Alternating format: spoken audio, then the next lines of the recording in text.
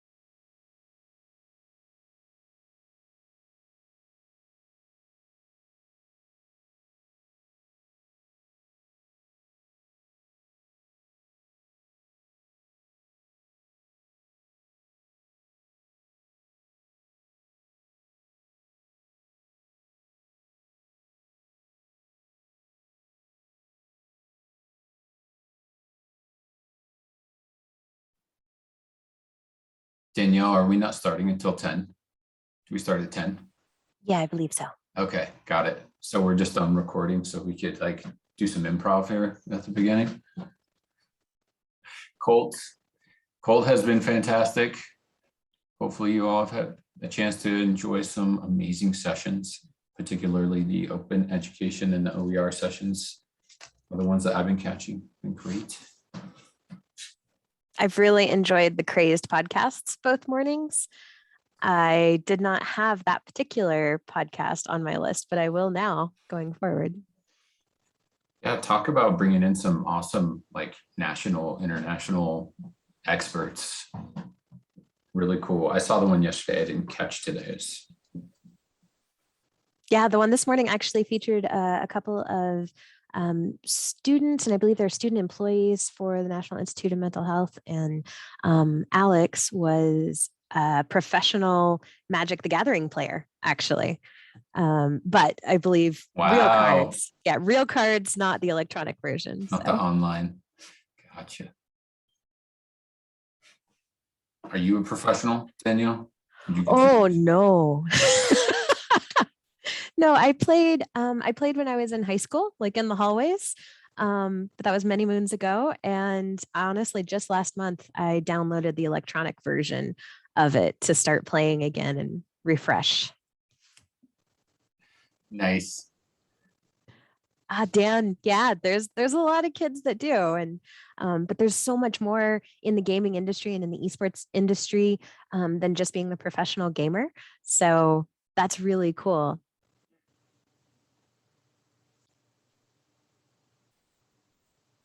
Yeah, Dan, I'd say my nephew's kind of in that space now too. He's excited about some of this stuff too.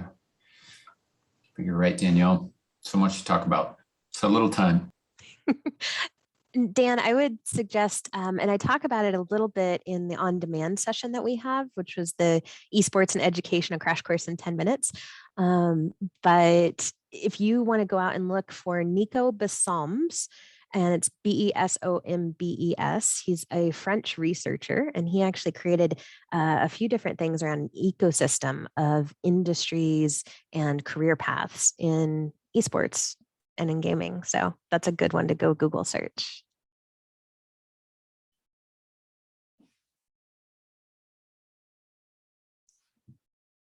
All right, it looks like we've got like 1 more minute.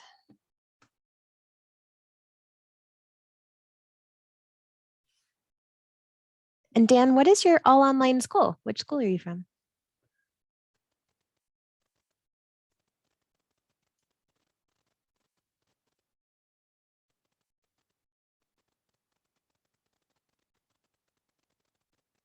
Ah, University of Arizona. Good school. Good school. All right. Well, it is 10 o'clock. And so we want to make sure that we give as much time as possible for the session. So I'll go ahead and kick us off, get us started. And if you're tuning into the recording, thank you so much. And if you're live here with us, we're super excited to have you. My name is Danielle Rourke. I am a senior higher education strategist with Dell Technologies. And my superpower on our team of educational strategists is being a big geek and loving games and esports and everything that it can bring to education. So if you haven't yet, you might want to go check out, we have an on-demand pre-recorded session called Esports and Education, a crash course in 10 minutes out there on the attendee hub. So definitely go look at that. It'll give you more background and information if you'd like it. And today I am joined by three amazing people that are going to talk about esports, their experience in esports, and why it actually is important for education in Colorado. So I'm going to run through and ask everybody to do their introductions really quickly. So Josh, can we start with you first? Yeah, definitely. Thanks, Danielle. In terms of my background and my position, I'm currently the director of esports here at the University of Colorado Boulder. Previously, I was working at a place called Rough Riders Esports as both a marketing intern and a youth coach and youth developmental coach. And then before that, I was building high school programs in Austin, Texas, within esports. And academically, I'm a junior in the lead school of business here at CU, and I'm pursuing my degree in both entrepreneurship and marketing. So with that, I'm hand it over to Lynn. Hi, my name is Lynn O'Connick, and I am the current esports coordinator here at Colorado College. However, I was pretty instrumental in the construction of the program at UCCS. I also have a bit of experience as an Overwatch player. I was a Grandmaster's Zenyatta main that used to compete all the way up to I was playing with some people that went off to contenders, and I would often play competitive against the pros. So that's a bit of a really short rundown, and I'll pass it on over to Spencer. Thank you. My name is Spencer Ellis. I'm the Director of Educational Innovation at the Colorado Department of Higher Ed. I'd say I'm a casual gamer, especially compared to some of the folks that we have on the call here. But at the Department of Higher Ed, we are super excited about exploring the intersection of education and esports and gaming. And there's lots to discuss. So happy to be here and connect with people like Danielle, Lynn, and Josh, and have really been able to kind of grow and learn from them in recent months. Fantastic. Thank you all so much. So excited for a conversation. We do have a jam-packed 20 minutes. So if you're in the audience and you have questions, feel free to put those in chat. We may or may not be able to get to them depending on the time we have today, but we will definitely reach back out to you if you give us some contact information in the chat with your question. So to kick it off, I want to start with you, Josh. CU is the home of the COLTT conference. So we'll just start there. I was wondering if you could share kind of a brief history of the esports program at CU Boulder, and then describe your role within the group, and as a bonus, maybe how you feel like it's benefited you or what you've learned from being in that role. Yeah, definitely. Starting off with the role, within my role, I actually sit on a board of directors, of student directors, that cover everything, beyond just esports. We have events, administration, marketing, media, and a couple other branches to add in as well. And so we really take a holistic approach on our staffing side here at CU to make sure that we're not just, putting priority on our esports athletes, but we also are building a community and building awareness across the academic space at CU. And so within my role on that team as the director of esports, I'm really focused on the players. I'm overseeing a lot of different esports rosters. I'm working with media and marketing staff to make sure that everything on the competitive side is out there and for people to know and have the opportunity to be a part of. And in terms of the history of our organization, it's definitely an interesting one, but one that I think I've seen replicated at a lot of universities where our gaming and esports culture really started with one team of players within one game. So for us, it was Counter-Strike, and then eventually League of Legends was added in. And really an entire organization kind of grew from those two groups of people that came together and said, hey, we want to make this bigger than ourselves. We want to start involving other people who play different games, and building a community of people who maybe don't want to play at the professional level or at a collegiate level, who just want to kind of, meet other people who have a similar passion to them.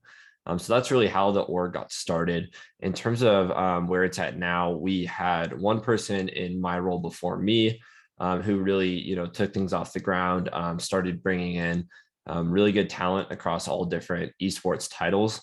And then when I came into the role, I was really focused on building the structure behind it, trying to add coaches, managers, bring on more and more staff to provide more support for the students, and overall increase kind of the expectations of the players and the professionalism of the organization, so that we can continue to explore bringing on more sponsors and eventually becoming a more official entity within our university.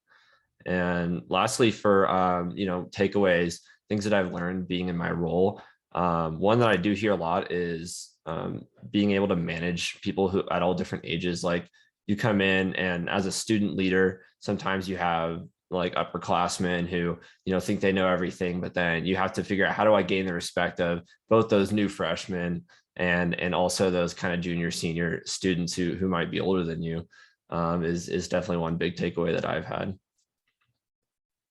That's fantastic. And I'm going to go maybe a little off the script here, Josh, and ask you, have there been any skills that you have noticed that you've developed being in that role in the esports organization that maybe you wouldn't have been able to pick up or would have come much later down the line for you?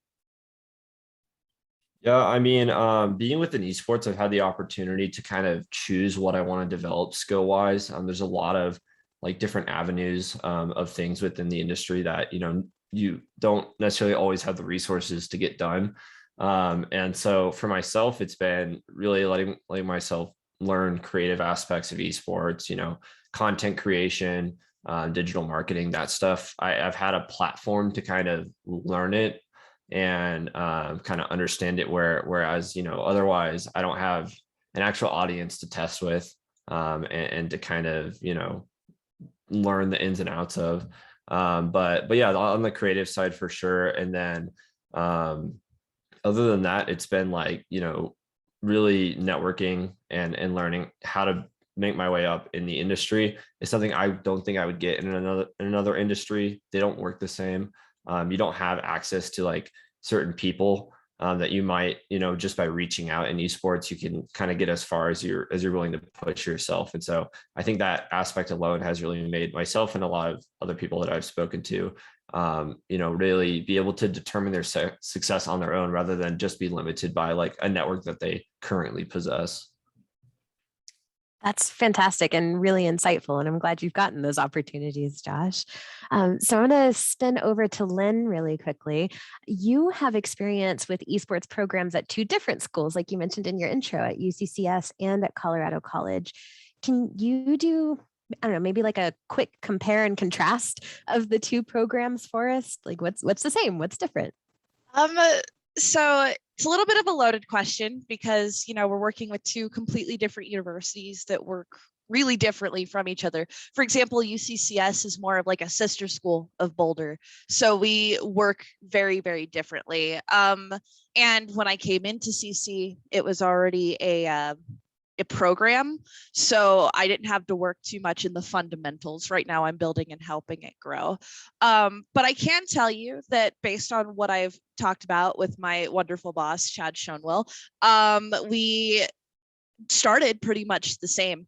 The difference really was that at CC, while students started it up, instead of it being like a full-blown club long-term, Chad stepped in and immediately backed it from a staff perspective. Meanwhile, at UCCS, I kind of had to fight for it. I really did. Like it wasn't just a, oh yeah, there's one person here that's passionate about esports that's going to really, really help us. No, it was meetings after meetings, no's after no's. It was years of constantly pushing this until I literally had to organize a 9-school tournament that people showed up to compete in, for the school to look at it and the chancellor to look at it and go, oh wait, this could be something. There's a lot more fighting with the bureaucracy with like UCCS. Like, granted, they have been so much more like amenable, like they've really helped us a lot more in like the recent years, but those starting years were not very great. And then here at CC, people are also really supportive. The other difference is I have an actual job here as a coordinator. I can hire people, I can fire people, which makes things a lot more organized, versus at UCCS, it's still run in a club's like format. You know, we have presidents, vice presidents, secretaries, things like that, the necessary positions that we need in a club. And if you, I can also diverge to that one question over why games are considered sports too, if you want me to go Sure, ahead and cover yeah. that. If I was you want to, looking that'd be at that in great. the chat.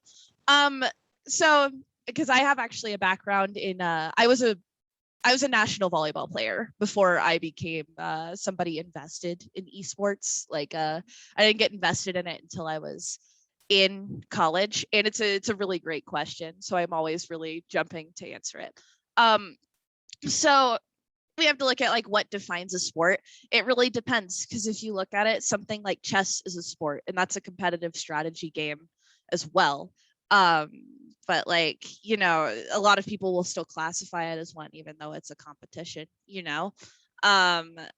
So in a way, it comes down to how do people want to classify the term sport.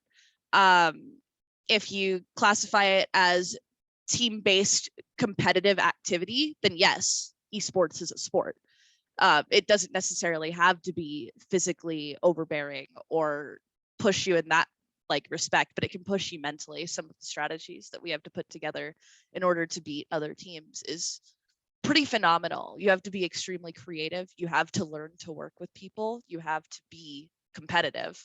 And in a way, that's what I would like to classify a sport as, because at the end of the day, you're learning the same, honestly, the same ethics that you would in team play in a game like volleyball. And that's why I would say games would be considered a sport, just because you're learning the exact same important, crucial things that sports teach you. So why shouldn't it be? Yeah, absolutely. That was a great answer, Lynn. Thank you for your insights there. And I know that that discussion can go down so many rabbit holes because, Absolutely. yeah, you know, there's so many comparisons to like, you know, well, sharpshooting is in the Olympics and that's considered a sport, but it doesn't have a whole lot of physical ability there either. I mean, you're pulling a trigger kind of thing. So it, yeah, it's definitely a good question and one that we could dive down a whole nother session. Yep. People had some great questions in the chat, because there's another one for Josh and I too, but I also don't know if you want to move forward or if you want us to cover this one first. Well, since we've only got 20 minutes, I'm going to move us forward, but if you want to add in chat, I would love Yeah, I'll do that. That would be great. Thank you so much. So Spencer, we're actually going to pivot over to you. You're a well-respected figure within the Colorado Department of Higher Education. So where does the CDHE fit into esports in Colorado? Thanks, Danielle. Well, you use that term loosely, I'm sure, well-respected figure, but I am a member of the Colorado Department of Higher Ed, Director of Educational Innovation. So I sit under the Student Success and Academic Affairs Division here at the Department of Higher Ed. If you're not familiar with the Department of Higher Ed, we are primarily a policy agency housed under the executive branch of government, so under the governor here in the state of Colorado. Our executive director is appointed by the governor, Governor Polis. Her name is Dr. Angie Piccioni. She's a former professor, actually former professional athlete and college athlete herself. And she was back earlier this year appointed to the governor's Colorado Gaming and Esports Council. And there are two agencies involved in that council. And so that's the Department of Higher Ed and the Office of Economic Development and International Trade here in the state of Colorado. So with this council, like many of the kind of governor's councils and commissions, we are charged with exploring, gathering further information, kind of assessing the climate of any particular topic when these councils and commissions are formed. So this is a council specifically regarding gaming and esports. And I'm going to drop into the chat some of the priorities of this council. Again, membership consists of members from our agencies, but also from the community in terms of nonprofits, business ventures that are also kind of exploring this area of esports and gaming for the state of Colorado. So why did the governor form this council? Well, our governor is a gamer. I'm going to drop another link here in the chat. And so if you want to learn more about the gaming governor, he actually was part of a conference that we were involved with earlier this year. And he did an interview with a well-known gaming community expert and talked a little bit more about some of these initiatives that I put into the chat, which are, how are esports and gaming leveraged for economic development in various industries such as media and film? What does it mean for education? And so that's really the question that we're trying to answer here in the Department of Higher Ed, which is why we've engaged with Josh, Lynn, and her predecessor over at CC to kind of learn more about what's happening on our campuses throughout the state, what's happening in our school districts throughout the state, and how can this be leveraged for kind of educational purposes. So that's really how we're involved. I did want to drop a couple more chat links into the chat for some things that emerged over the pandemic that in other higher education systems in other states, in particular in New York, where esports and gaming were being leveraged for student engagement purposes, which is really exciting because, as you all know, coming from the campuses, the challenges of staying connected and continuing to build community and sense of belonging for students was quite a challenge and still may remain so in the online environment. So I have a couple of articles that I wanted to share with you all, and I'll drop those in the chat now, Danielle. Perfect. Thank you, Spencer. And it is insane how fast 20 minutes flies. And we have had so many good questions in the chat. Definitely hope people reach out, maybe copy things out of the chat, look into those. And I'll put my contact information in at the end as well. Also be sure to check out that on-demand session that we have. It really gives you a little bit more background into esports and education. But since we only have like 3 minutes left, I kind of wanted to wrap up with Josh and Lynn. What are the top 3 most important skills or takeaways that you both have from being involved in your respective esports programs? So now that we're down to 2 minutes, maybe if each of you could spend like 60 seconds telling us that. So Josh, do you want to start? Yeah, definitely. In terms of skills, I've learned kind of how to project manage across the board when it comes to like building an organization. Whether it's a student org or you're doing, stuff on the varsity side, you're constantly just like building a company almost from the ground up. And since I have an entrepreneurial background, esports has really given me the opportunity to kind of validate, the work environment I want to be in, and kind of my capability of working kind of on the fly when it comes to building an esports team. So really, building those entrepreneurial skills is what I've taken away. I'll pass it over to Lynn. Yeah, so there's a few takeaways. One of them, I already said it, being persistent and being perseverant, because you're not going to get your way anywhere in this program without anything along those lines in the slightest. Another thing, organization. If you're not organized, everything is going to fall through.